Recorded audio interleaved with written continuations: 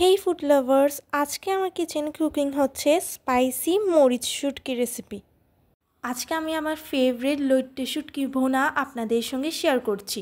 প্রথমে আমি একটা প্যানে তেল দিব।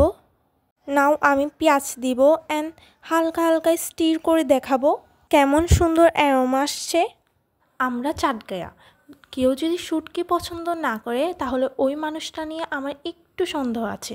পেঁয়াজ ভালো করে সটা করে নেওয়ার পর সব মশলাগুলো দিয়ে দিব। বেশি করে মরিচ নিয়েছি, পরিমাণ মতো লবণ নিয়েছি, একটু ব্ল্যাক পেপার আর একটু হলুদ গুঁড়া। দেন ভালোভাবে সব কিছু মিক্স করে নেব। লইট্টে শুটকি ভুনা ঝাল ঝাল করলে আমার এত ভালো লাগে আমি এক্সপ্লেন করতে পারবো না।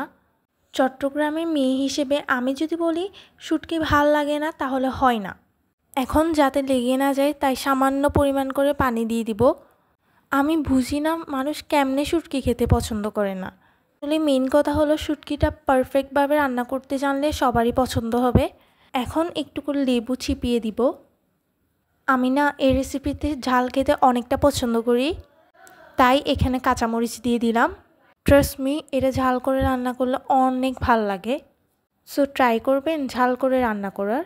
এই যে শুটকিও নিয়ে নিলাম। এখন শুটকিগুলো ভালো করে ক্লিন করে নিব। আমি না অফ স্ক্রিনেও শুটকিগুলো ভালো করে ক্লিন করে নিয়েছিলাম। তারপর শুটকিগুলো আমি হাত দিয়ে ক্লিন করে নিব।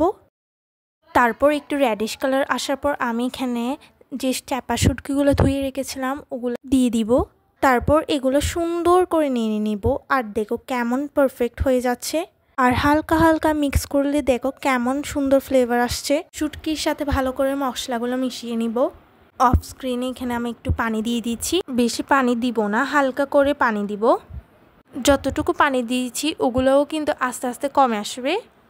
এখানে একটু ফ্লেভার আর একটু স্পাইসি হওয়ার জন্য এখানে আমি শুকনো মরিচ দিব। ট্রাস্ট মি, এডিট করতে গিয়ে না আমার আবার বানিয়ে খেতে ইচ্ছা করছে। আম্মুর হাতের এই লইট্টে শুটকি বোনা মাশাল্লাহ আমার অনেক ভাল লাগে। আম্মুর হাতের এই রেসিপিটা one of the best recipe.